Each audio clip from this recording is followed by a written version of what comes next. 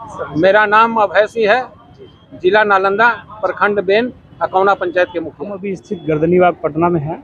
यहाँ पे अभी तमाम पूरे बिहार से सारे मुखिया लोग आए हुए हैं। जो यहाँ पे आप धरना प्रदर्शन चल रहा है, आप यहाँ पे देख सकते हैं। यहाँ पे एक होर्डिंग लगी हुई है, तो आप यहाँ पे देख सकते हैं कि संविधान बचाओ पंचायत बचाओ, पंचायती राज जिंदाबाद, ग्राम स्वराज सह राजभवन मार्च।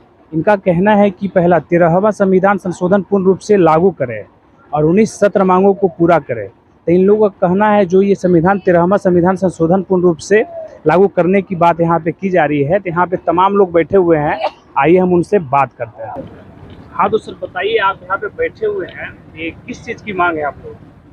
आज हम लोग मुखिया महासंघ के द्वारा नीतीश सरकार को जगाने के काम के लिए आए हैं।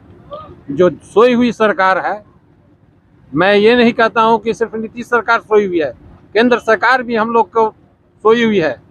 हम लोग के अधिकारों में नीतीश, खास करके नीतीश सरकार जी रोज दिन नए नए अफसरशाहियों का मनोबल बढ़ा रहे हैं, हम लोग के अधिकारों में कटौती कर रहे हैं। मैं आपसे पूछना चाहता हूं कि ग्राम पंचायत राज आखिर बना था किस लिए? महात्मा गांधी का सपना था कि मैं ग्राम पंचायत में निचले तबके के लोग जो ग्राम में वास करते हैं उनको सीधी सरकार का मुहैया प्रदान करें, उनके अधिकारों में कोई कटौती नहीं हो, सीधा उनको लाभ मिले, इसलिए ग्राम पंचायत का गठन किया गया था। आज उसी कड़ी में आप देख रहे हैं, आप पत्रकार हैं, प्रतिदिन आप देख रहे हैं कि प्रतिदिन कोई न कोई नियम लागू होता है और पंचायत के प्रतिनिधियों का अधिकार का हनन किया जाता है। मैं इसके विरोध में नीतीश सरकार को जगाने के काम में आया हूं कि नीतीश सरकार आप जगिए, नहीं तो ग्राम पंचायत अगर जाग जाएगी और वो अपनी हुंकार, ये तो अभी अंगड़ाई है, आगे बहुत लड़ाई है। मैं आपसे एक बात पूछना चाहता हूं, मुखिया को अपमानित करने के लिए वेतनमान निर्धारित किए थे क्या?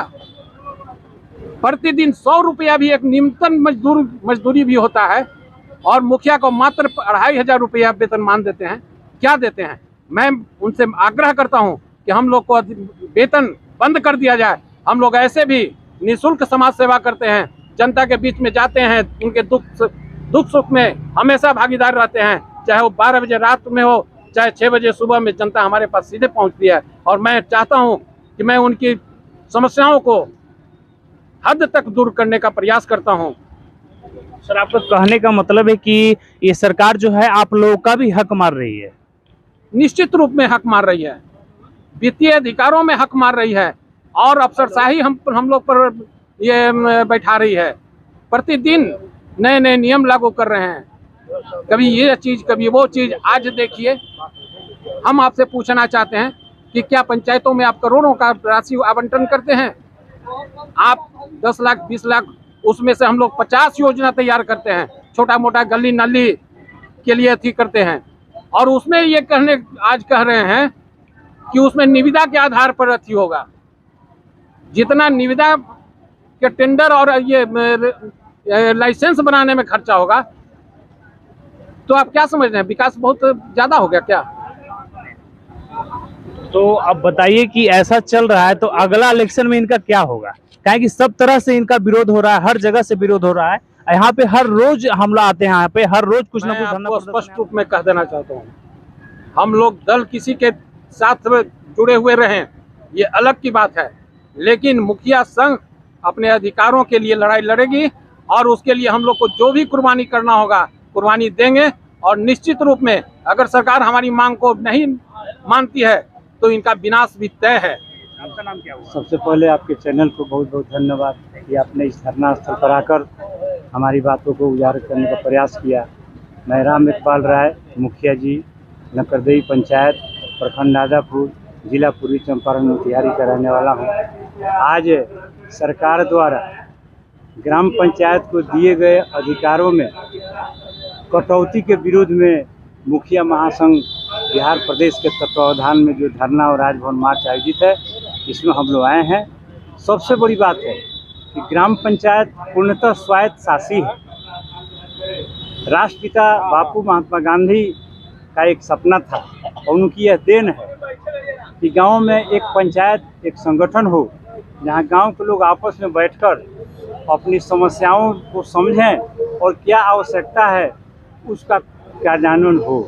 उसी मैंने यह बापू के परिकल्पना जो ग्राम स्वराज है उसी के आधार पर पंचायत गठन हुआ। लेकिन आज नया अधिकार देने को कौन कहे। भारत सरकार संविधान का 73वां संशोधन के अंतर्गत हमें मतलब ग्राम पंचायत को 29 अधिकार प्राप्त है। हम वही मांग रहे हैं जो 29 अधिकार दिए गए हैं, वही मांग रहे हैं। हम कोई नया नहीं मांग रहे हैं। तो जो दिया गया है उसमें भी कटौतियाँ की जा रही है। जैसे पूर्व में मुखिया जी ने बताया कि जो फंड आता है उसमें भी अलग अलग झंझट है कि ऐस करें वो करें।